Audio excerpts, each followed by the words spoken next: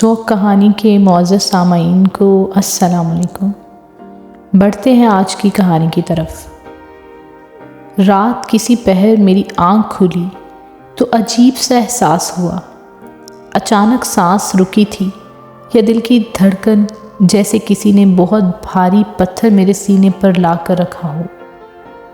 مجھے تو ابھی دل کا کوئی عارضہ نہیں، تو پھر ایسا کیوں محسوس ہو رہا ہے؟ شاید بہت دیر سے بائیں جانب کروٹ لیے سوتا رہا ہوں۔ اب مجھے کروٹ بدلنی چاہیے۔ ویسے بھی کروٹ نہ بدلنے کی وجہ بھی تو نہیں رہی۔ ایک بار پھر میرا دل اچھل کر خلق میں آ گیا۔ ارے میں ایسا سوچ بھی کیسے سکتا ہوں؟ میں نے خود کو جھڑکا۔ نہیں رہی، نہیں، ایسا نہیں ہو سکتا۔ ایسے کیسے جا سکتی ہے؟ مانا میں نے کبھی اس کا ہاتھ تھام کر اسے جینے مرنے کی قسمیں نہیں کھائیں، مگر کیا ہم مشرقی لوگ شادی کرتے وقت غیر ارادی طور پر اپنے دلوں میں ایسے ہی عہد و پیمان نہیں لکھ کر آتے؟ کسی کے سمجھائے بغیر، ایک دوسرے کو ٹھیک سے جانے پہچانے بغیر ہم ایک دوسرے سے محبت ہو جاتی ہے۔ ایسا میں نہیں، میری مرحوم اماں بی بی کہاں کرتی تھی۔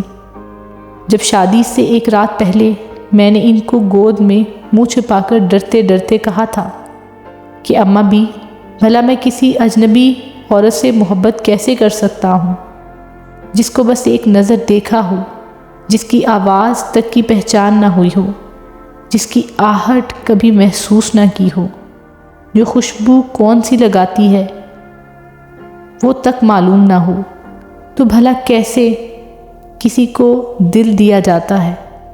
اور اماں بی نے ہمیشہ کی طرح کس قدر پیار سے سمجھایا تھا، محبت تم نہیں، وہ تم سے کرے گی، اور تمہیں بس اس کی محبت کی عادت ہو جائے گی بیٹا۔ عورت تو یہ ہے ہی محبت، سر تا پیر محبت۔ مرد زیادہ تر عادی ہوتا ہے، عورت کو معلوم ہے مرد کو عادی بنانا ہے۔ عقل مند عورت کبھی مرد کو محبت کرنے پر مجبور نہیں کرتی، بس اپنی محبت کا عادی بنا دیتی ہے۔ اور مجھے اپنی بہو پر پورا بھروسہ ہے۔ تم زیادہ فکر نہ کرو، ایک دن تم آنکھ کھولو گے اور تمہیں لگے گا کہ بس آج سے تم اس کے بغیر نہیں رہ سکتے۔ تمہیں اس کے کھو جانے سے ڈر لگنے لگے گا۔ تم اس کی چھوٹی چھوٹی نادانیوں پر ہنسو گے، مذاق اڑاؤ گے، اس کی بے وقوفیوں پر طنز بھی کرو گے، مگر اس سے دور ہو جانے کا خیال بھی تمہیں بے چین کر دے گا۔ اماں بی کی باتوں سے مجھ میں چھپا ضدی مرد ابھر کر سامنے آ گیا۔ میں ایسا ویسا کوئی معمولی بندہ نہیں کہ ذرا سی عورت کی محبت کے جال میں پھنس کر رہ جاؤں۔ اماں بھی تو مجھے ابھی تک چھوٹا سا بچہ ہی سمجھتی ہیں۔ میں چھوٹا بچہ نہیں تھا، پھر بھی کتنی دیر تک اماں بی کی گود میں منہ چھپائے پڑا تھا۔ اماں بھی غلط کہہ رہی ہیں کہ مرد محبت نہیں کرتا، صرف عادی ہوتا ہے۔ مجھے کسی قدر محبت ہے اماں بی سے، ہمیشہ سے تھی، گو میں گھر میں 3 بھائیوں اور ایک چھوٹی بہن کا سب سے بڑا بھائی ہوں، اور ابا میاں کے گزر جانے کے بعد میں نے ہی کم عمری سے ابا میاں کی جگہ سنبھال لی اور گھر کا کاروبار اپنے کندھوں پر لاد لیا۔ تو کیا یہ سب صرف عادی ہونے پر کیا؟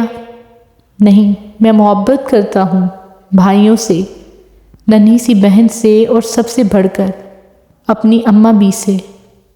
ایسا الزام کیسے لگا سکتی ہیں اماں بی ہم مردوں پر کہ مرد محبت نہیں کرتا؟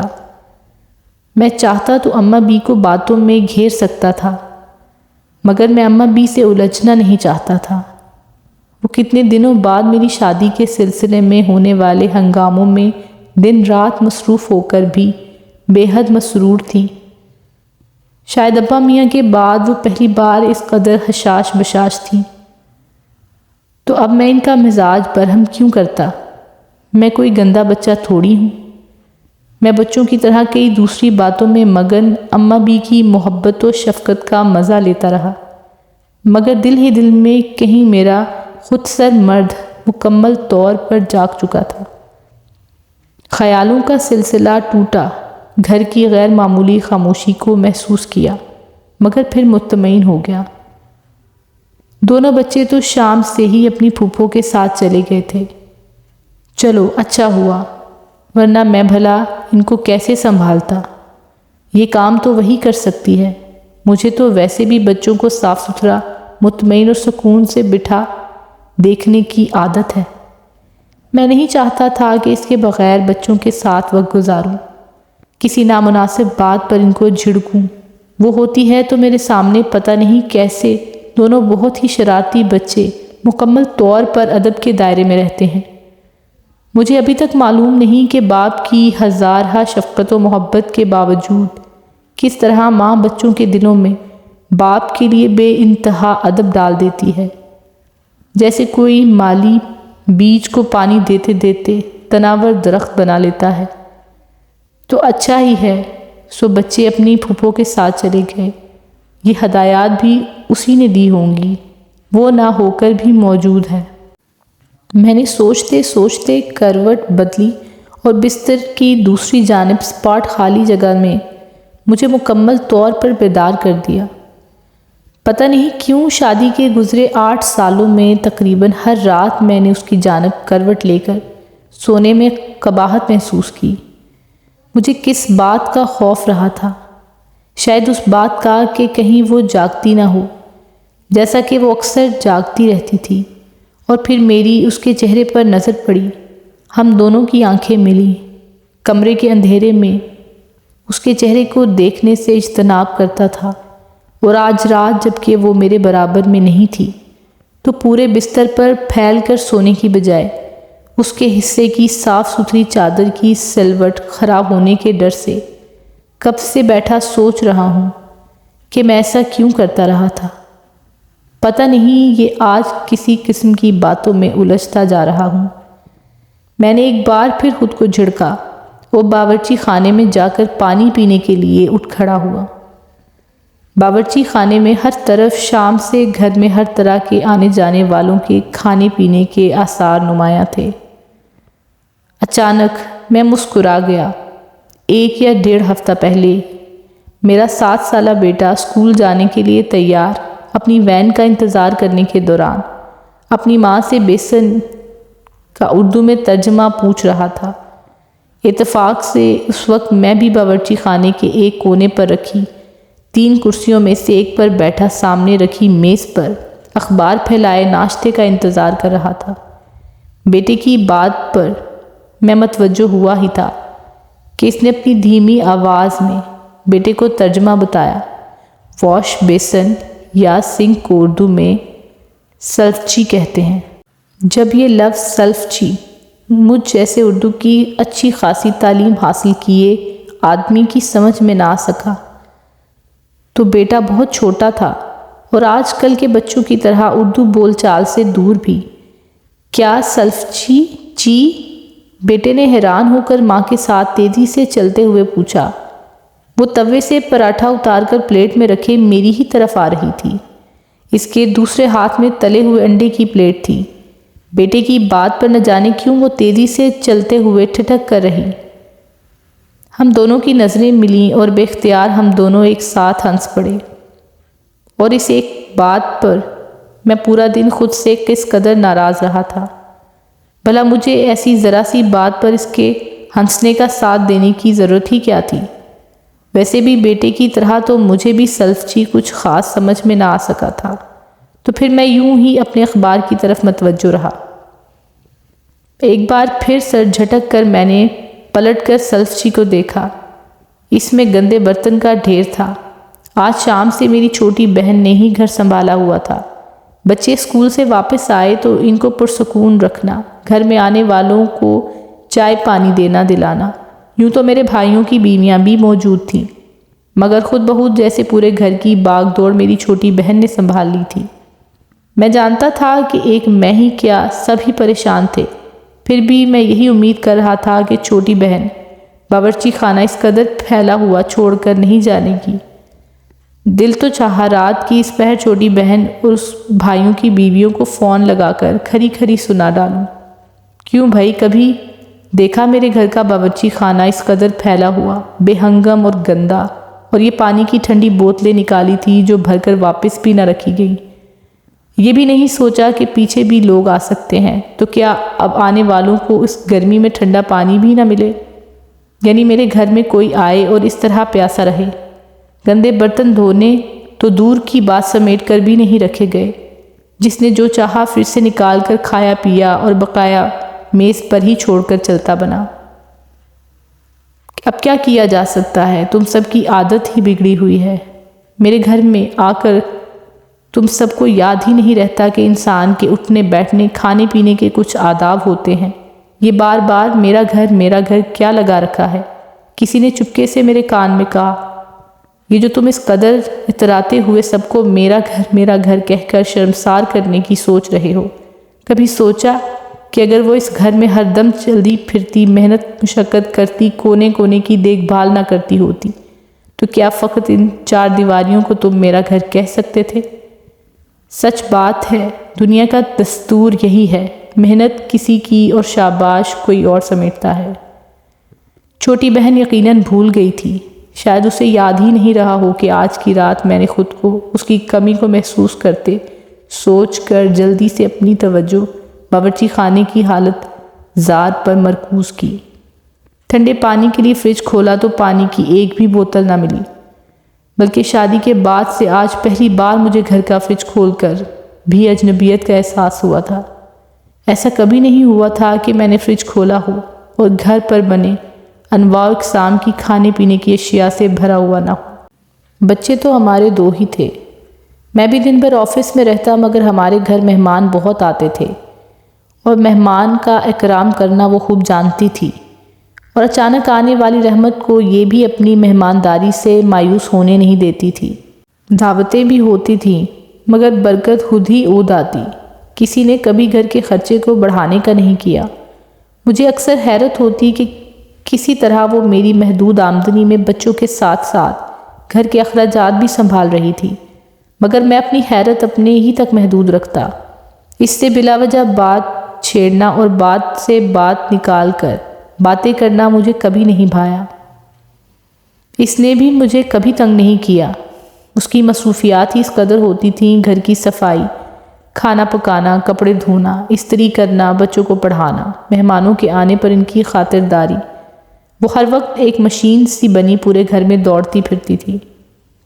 ہمارا پرانی طرز کا 120 گز پر بنا آبائی گھر کا کوئی کونا ایسا نہ تھا جہاں اس کی موجودگی محسوس نہ کی جا سکتی ہو۔ وہ ہر جگہ، ہر وقت، ہر طرف اپنے سلیقے اور محنت کی نشانی چھوڑ جاتی تھی، اور میں چاہ کر بھی اس سے ناراضگی کا کوئی بہانہ ڈھونڈ نہیں پاتا تھا۔ میرے بھائی بہن، ان کے بچے، میرے بوڑھے جوان رشتہ دار، دوست احباب، ان کی بیویاں، بیٹیاں، مائیں، سب کے سب اس کے اخلاق کے گرویدہ تھے۔ اس کی خوش مزاجی اور مہمان نوازی کے چرچے تھے۔ ہمیں بہت ذوق و شوق سے محفلوں میں بلایا جاتا تھا، غم و خوشی میں ہمیں شامل کرنا ضروری سمجھا جاتا تھا، اور میں جانتا تھا کہ یہ سب اس ہی کی خوش اخلاقی کی بدولت تھا، مگر مانتا کہاں تھا۔ پانی لینے کے لیے گلاس اٹھایا ہی تھا کہ طبیعت مکدر ہو گئی۔ کسی نے تیل لگے ہاتھوں سے گلاس پکڑا تھا اور پانی پی کر ویسے ہی الٹ کر گلاس کے سٹینڈ پر رکھ کر چلتا بنا تھا۔ حیرت اس بات پر ہے کہ میں کس طرح ذرا سی تفصیل پر بھنا رہا ہوں، حالانکہ کبھی اسے اس طرح ایسی چھوٹی چھوٹی باتوں پر بچوں کو ڈانٹتے یا سمجھاتے سنتا تو دل میں اس کی صفائی پسندی پر ناراض ہو جاتا۔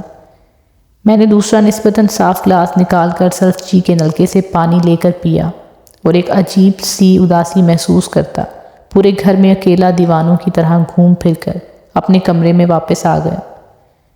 میں جذباتی انسان کبھی نہیں رہا، بس اپنے آپ کو دوسروں کے سامنے کھولنا پسند نہیں کرتا۔ حالانکہ میں نے بھی کسی کے ساتھ کوئی زیادتی یا دل دکھانے کی بات نہیں کی تھی، مگر پھر بھی اکثر لوگ مجھے مغرور سمجھتے تھے اور مجھ سے بات کرنے سے کتراتے تھے۔ جب سے وہ میری زندگی میں آئی تھی، سب نے مجھ سے بات کرنے کا ذریعہ اسے بنا لیا تھا، اور کیونکہ وہ نہیں تھی لہٰذا گھر پر آئے ہوئے میں کسی سے بھی جاتے ہوئے مجھے بتایا تک نہیں تھا۔ شاید وہ سب مجھے کمرے میں سوتا ہوا سمجھتے ہوں اور نیند خراب کرنے کے ڈر سے ہی مجھے بتایا نہ ہو۔ چھوٹی بہن کا بچوں کو لے جانے کا بھی اپنے موبائل پر چھوٹی بہن کے میسج سے پتہ چلا تھا، تو اب کیا کروں؟ کاش چھوٹی بہن جاتے جاتے 2-4 منٹ مجھ سے بات کر لیتی۔ مجھے کسی کے سامنے تو اقرار کرنا ہی ہے، کسی کو تو بتانا ہی ہے کہ میں اس کے بغیر کبھی بہت اداس ہوں، اس کے بغیر بالکل ادھورا سا لگ رہا ہوں، اور میں اس کے بغیر بالکل نہیں رہ سکتا۔ گھڑی صبح کے 4:30 بجا رہی تھی، یعنی میں تقریباً پوری رات ہی سے سوچتے اسے یاد کرتے گزار چکا ہوں، اور اس بات سے ہی ڈرتا رہا ہوں کہ کہیں وہ ہمیشہ کے لیے ہی نہ کھو جائے۔ دل پھر مچلا۔ میں نے کچھ سوچے سمجھے بنا فون اٹھایا اور اسے میسج کیا، کیسی طبیعت ہے؟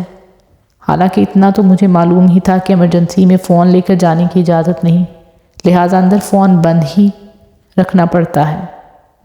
چند سیکنڈ میں ہی جواب آ گیا، نماز کے لیے اٹھے ہیں۔ خلاف توقع میسج ملنے پر خوشی اپنی جگہ، مگر اس کے معمول کے میسج پر میں اور بگڑ گیا۔ کیا کہا ڈاکٹر نے؟ میں نے بھی جیسے اس کے طریقے پر ہی چلنا چاہا۔ صبح 7 بجے تک رپورٹس آئیں گی تو ہی بتائیں گے۔ آپ کچھ کھا لیں پلیز۔ کھانے کا تو ایسے کہہ رہی ہے جیسے اسے میری ہی پرواہ ہو۔ خود وہاں ایمرجنسی میں آرام سے ہے اور میں یہاں اکیلا اور بھوکا بھی۔ اس کے جانے سے پہلے کھانا لگانے کا ہی کہہ دیتا۔ میں بھی تو اس قدر جذباتی ہو گیا فضول میں۔ مجھے شاید غصہ آنے لگا اور میں بھی توصیف پر جو میرے بچپن کا دوست تھا اور میرے گھر اس کا آنا جانا تھا، گھر کے ایک فرد کی طرح تھا۔ مجھے کیا معلوم تھا کہ وہ اس طرح مجھے استعمال کرے گا۔ آج تک مجھے بے بسی کا احساس نہ ہوا جیسے اب ہو رہا تھا۔ اب کس طرح کیسے اظہار کروں وہ پتہ نہیں، کب تک رہے، اور یہاں تو ایک رات گزارنی مشکل ہو گئی ہے۔ تو کیا کروں؟ اپنے آپ کو کمزور دکھا دوں؟ یہ بتا دوں کہ میں تو بس اپنی بیوی کے بغیر رہ ہی نہیں سکتا؟ کس قدر مذاق اڑائیں گے سب۔ جیسے ہی صبح کی سویدی نمودار ہوئی میں تیار ہو گیا۔ اس کے جاتے ہوئے میں نے یہی ظاہر کیا تھا کہ وہ جاتی ہے تو جائے، میرے معمول میں ذرا بھی فرق نہیں پڑے گا۔ میں نے آفس سے چھٹی تک نہیں کی تھی، اور جب وہ جا رہی تھی تو میری طرف اس نے کئی بار دیکھا تھا اور اچھی طرح سمجھ گئی کہ صبح میری اس سے ہونے والی ہلکی سی جھڑپ کے نتیجے میں اسے توصیف کے ساتھ بھیجا جا رہا ہے۔ اس نے مجھے آفس فون کر کے بات ختم کرنی چاہی تھی، مگر میں ضد پر اترا ہوا تھا۔ آخر جب کچھ نہ بن پڑا تو وہ بول پڑی، آپ ہی بتائیں، میرا تو میکا بھی نہیں ہے کہ میں کچھ دنوں کے لیے بچوں کو لے کر وہاں چلی جاؤں کہ آپ کا غصہ کچھ کم ہو سکے۔ اور جب وہ قدرت کے پیدا کردہ موقع پر واقعی جا تو رہی تھی تو میں دونوں ہاتھ سینے پر باندھے ایک ضدی بچے کی طرح فاتحانہ انداز میں دروازے پر کھڑا بس اسے دیکھتے جا رہا تھا، اور دل میں عہد کر چکا تھا کہ میں اس کی غیر موجودگی میں مزے کروں گا۔ لیکن اب مجھے واقعی مزہ آ گیا تھا۔ تمام بھائیوں اور چھوٹی بہن کو میری اس سے انبن کا پتہ چل گیا تھا، اور وہ سب کے سب اس کے جاتے ہی میرے گھر آ کر بھی ادھر ادھر بیٹھ کر کھا پی کر چلے گئے تھے، کیونکہ بات تو مجھ سے کرنے کی کسی میں ہمت نہ تھی۔ تیار ہو کر میں نے چھوٹی بہن کو فون کر دیا کہ وہ بچوں کو اسکول نہ بھیجے، اور پھر سوچ بچار کر کے ان سب کی بھی جان میں جان آ جائے کہ یہ بھی لکھ ڈالا کہ اب بچوں کو ماں ہی واپس آ کر اسکول بھیجے گی۔ یوں تو میری لاڈلی چھوٹی بہن شادی شدہ 2 بچوں کی ماں تھی، مگر اپنے بچوں کے لیے میں ایک تو کسی کو پریشان کرنا نہیں چاہتا تھا، اور کہیں کہیں مجھے اپنی بہن پر بھروسہ یا اعتبار کی کمی بھی محسوس ہوتی تھی۔ مجھے اس کا اپنے بچوں کے لیے بہت حساس ہونا پسند تھا، اور میں خود بھی اس کے رنگ میں رنگ چکا تھا۔ یہ میرے بچے ہیں اور ہماری ذمہ داری ہیں۔ میں آفس کی تیاری کر کے نکلا، مگر میرا رخ ہسپتال کی طرف ہو گیا۔ بہت سمجھایا خود کو، بہت منایا۔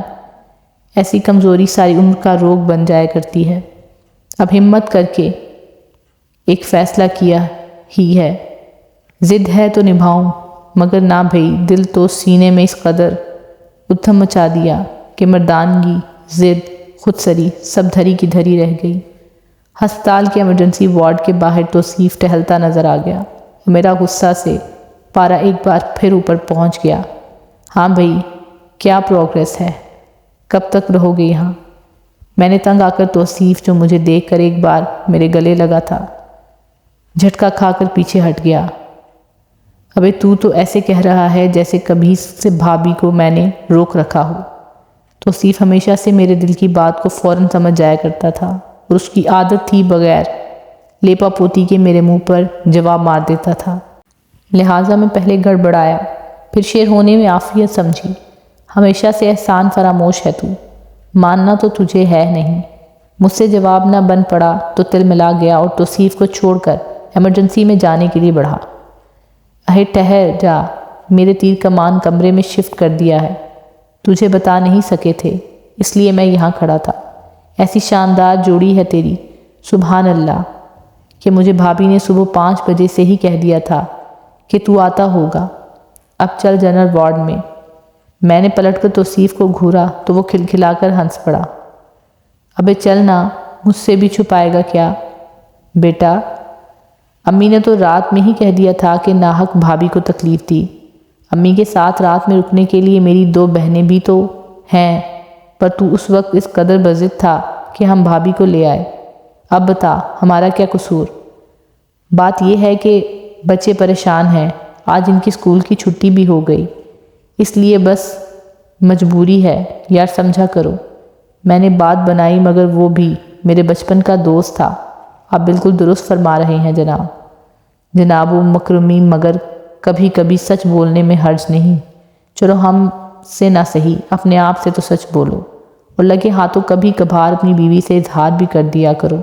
آخر بیوی ہے یار، وہ بھی اکلوتی۔ دیکھو نا، تم نے زبردستی بھابھی مطلب اپنی بیوی کو میری امی کے ہسپتال جانے کا سن کر روانہ کر دیا اور حکم بھی صادر کر دیا کہ جب تک امی ٹھیک ہو کر گھر نہیں چلی جاتی وہ امی کے ساتھ ہی رہیں۔ ناراضی ناچاکی تو ہوتی رہتی ہے بیوی میں، مگر ایسے کوئی تھوڑی نہ کرتا ہے۔ خیر اچھا ہوا کہ تمہارا موڈ رات بھر میں ہی ٹھیک ہو گیا۔ اب بھابھی کو لے جاؤ، اگر تم نہیں بھی آتے تو خود چھوڑ آتا ان کو، اور آج کا دن صرف ان کے ساتھ گزارو۔ بچے چھوٹی بہن کے پاس رہنے دو، رات میں جا کر لے آنا۔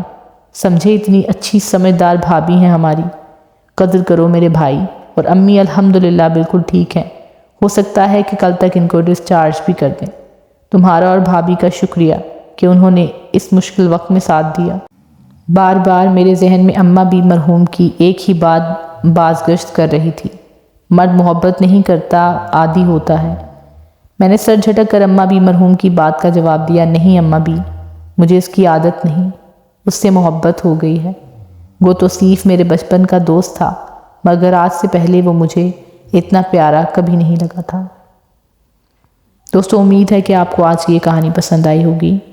ملتے ہیں اگلی ویڈیو میں، تب تک کے لیے اپنا بہت سارا خیال رکھیے گا۔